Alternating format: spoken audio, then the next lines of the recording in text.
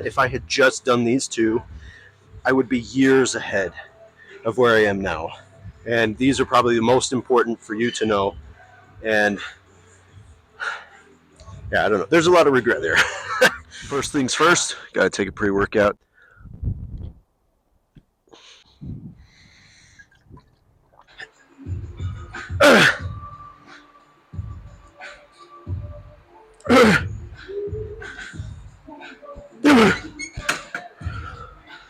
Ooh. Number 10, your goals are not specific enough. When I say bulking, what does that mean to you? You need to make sure that you're not just gaining weight to gain weight to bulk, right? The purpose of a true bulk is to add muscle. We're bodybuilders, not weight gainers. So just remember, gaining weight and seeing the scale go up does not equal muscle. And especially if you've just dieted and lost a bunch of fat, what would be the purpose in turning your diet around and gaining your fat back? You're just going to have to re-diet later. It doesn't make any sense. The best way to make sure you're not going to get fat on your bulk is to find the balance between food, training, cardio, recovery, right? And that's the case for really everything. But in a bulk, it's especially important because it's easy to get lost in the food and having fun. And then before you know it, you're back to where you started and you haven't gained as much muscle. Be conscious and be specific about what you're doing. I think the best advice I ever got when it came to bulking was from Regan Grimes. I met him at the Olympia in 2022, and I asked him, what is it that makes that big difference? And his response kind of surprised me. He said, stay within 20 pounds of your stage weight.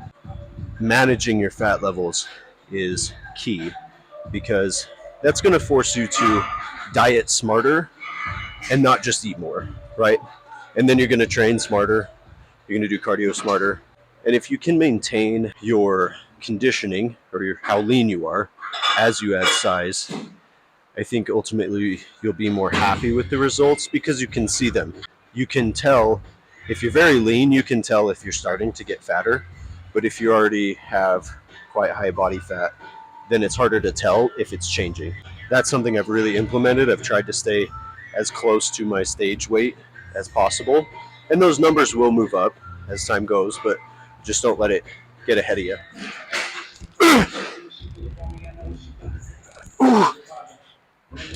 Oh, nope. All right. Number 9, patience. If you're bulking way too hard, you're going to set yourself back. You'll put on a little bit of muscle, but then you'll have to diet it off because you just got chunky. And that's kind of what I was getting at with the last point. But just remember that bodybuilding takes a long, long time. And your efforts are better focused on enjoying the process of what the day-to-day looks like as a bodybuilder versus the end goal. I would love to be 300 pounds of pure muscle. I know that's going to take time to get there. And right now I'm just focused on perfecting and enjoying what it takes to get there and not just focusing on the fact that I'm not there. That's applicable to a lot of different things in life. Enjoy the process.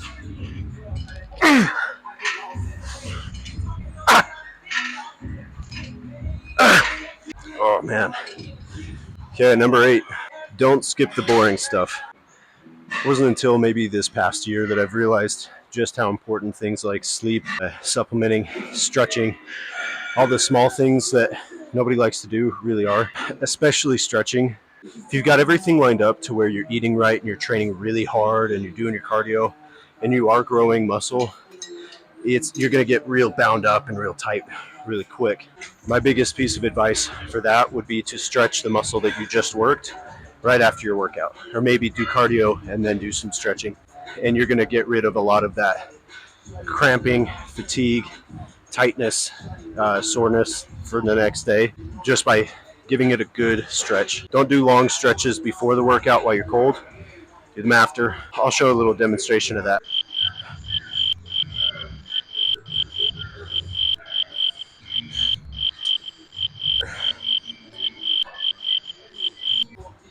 The small things matter. They do add up, and they do make a difference, so don't skip them. Number 7, and this one took me a very long time to get over, and it's program hopping. I cannot tell you how many times I've found a program or a workout or something that somebody did, and I thought it was the golden rule, and it was going to get me big. All you're really doing is jumping around looking for nothing. There is no secret to find. There is no like perfect workout. There's no perfect exercise. What it really boils down to is if you're on a program and it's designed for bodybuilding and not another sport, because if you're doing a powerlifting program, you're not going to be getting the results of a bodybuilder, right? So if you're on a program, just stick to it. Master each thing in that program, because jumping to some other guy's program because it seems superior, because it's more complicated, or somebody famous does it, isn't going to change anything for you. What needs to change for you is your commitment to the workouts and the intensity and the drive. And you can make any program work, technically. So stop program hopping. Jeez. In fact, make your own program just out of your favorite exercises. Because I think you'll put more effort into a workout if it's just a lineup of your favorite stuff versus things that you may or may not like, and a set and rep range that you may or may not like just because some guy told you to. Find your favorite stuff and kill it on those. And I think you'll get more progress out of that. Number 5, don't skip workouts, don't skip meals, don't skip nothing. If you have a plan, stick to it. That's about as complicated as it gets. Unless you're horribly sick or something like that, stick to the plan. Don't let your emotions get in the way. Just do what's in the plan. I just realized I mixed up my numbers. That was supposed to be number 6. This is the real number 5. Train for pain, not for show.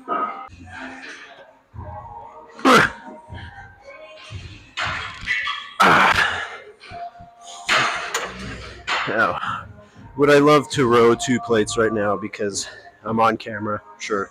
But the entire goal of what we're doing, trying to build muscle, is to not move weight around. It's to work the muscle, damage the muscle, and grow the muscle. So don't think about weight. Think about just enough resistance to get the fatigue that you need. A good way to think about it is take a weight and try to make that movement as hard as you possibly can, right? Instead of just getting to a certain rep range with whatever form, adding the weight and feeling like you're getting bigger, think about, okay, I can row 2 plates for a few reps. What if I could get a better pump and more muscle pain out of 25s than 2 plates? And then I use that style of lifting all the way until I can do 2 plates again. My back's gonna grow like crazy. But if I'm like throwing around 2 plates for a while, probably not gonna grow a whole lot. Don't mix up your priorities in your training.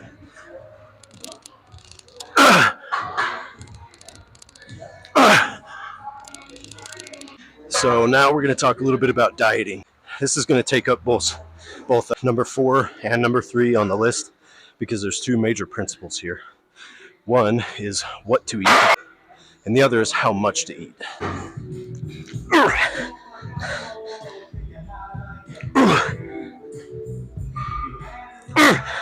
Let's talk about what to eat. And I'll try to keep it really simple. Eating clean versus eating dirty.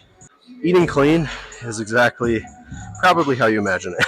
Whole foods, so chicken, rice, beef, potatoes. Like, the closer you can get your food to how it occurs naturally, the better. When it comes to fats, because you hear about bad fats and good fats, that also you want to keep as close to something naturally recognizable, right? So the fats that are in meats, good.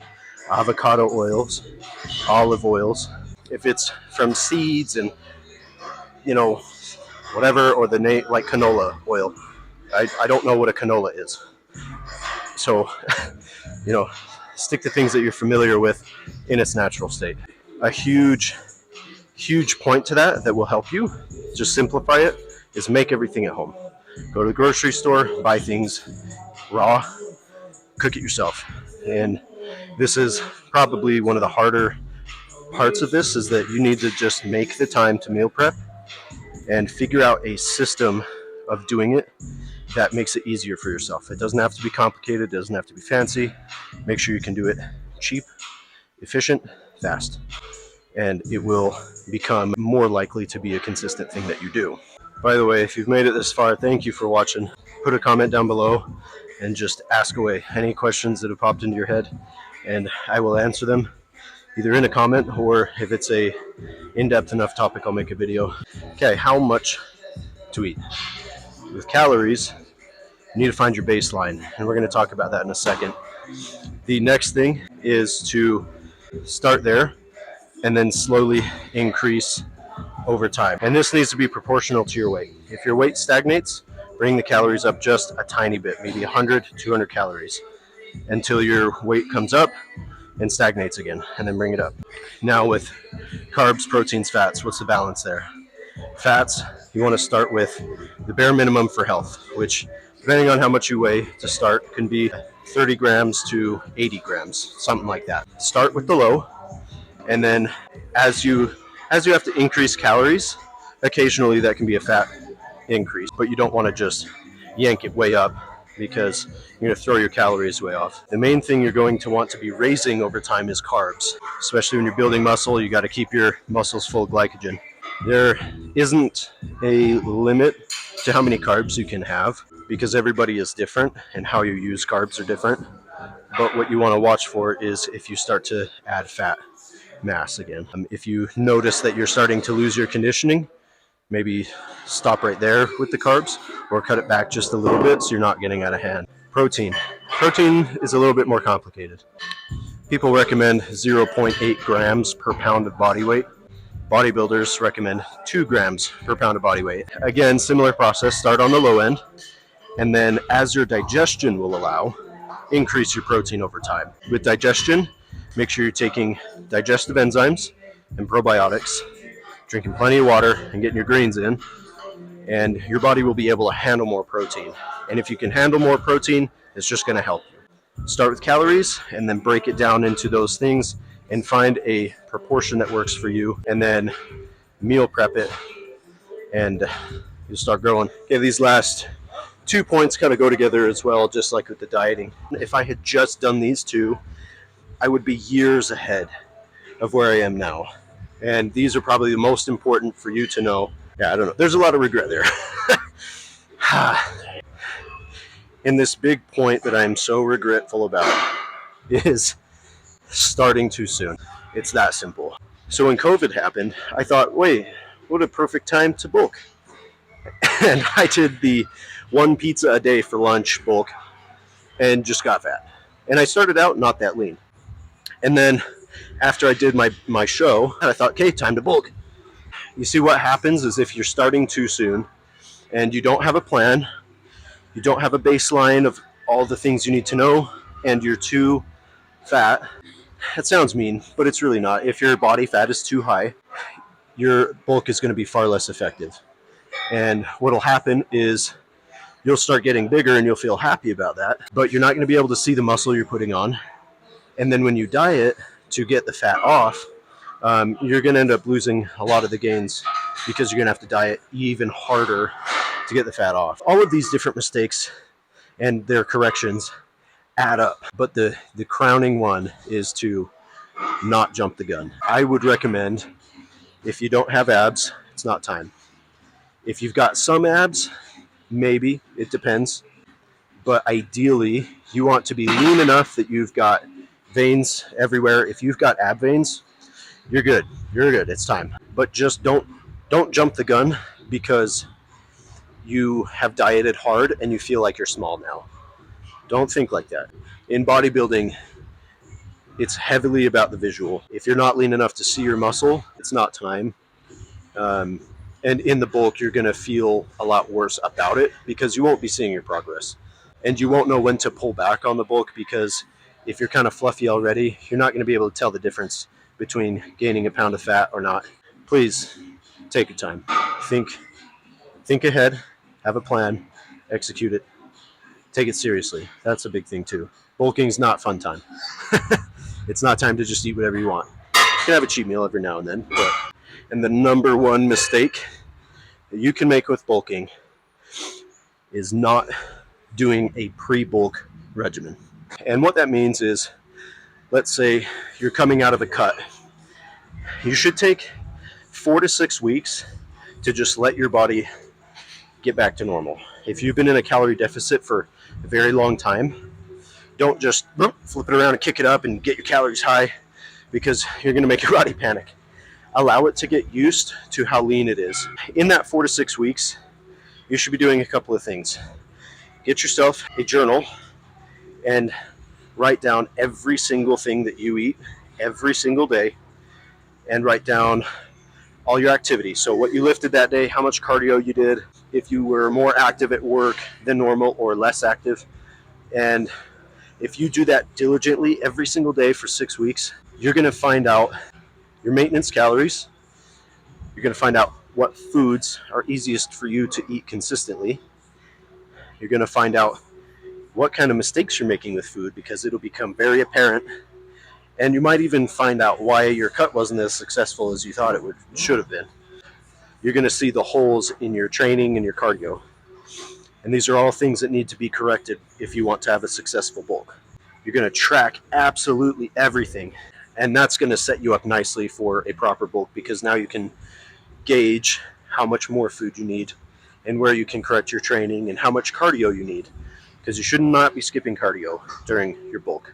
That's going to help you mitigate fat gain during your bulk. It's not going to burn your muscle away unless you're doing like super intense cardio for hours. Don't fall into the trap of the no cardio thing. That will make the biggest difference, along with not starting too soon. And if you can get all 10 points going, and you can fix those things and you can avoid certain things, you're going to be a monster by next year, I promise. I would be a monster if I had done all this 5 years ago. But can't change the past. All right, guys. Well, there's my top 10 list of things to not do if you want to have a great bulk. I got to get to eating, so I'll catch you next time.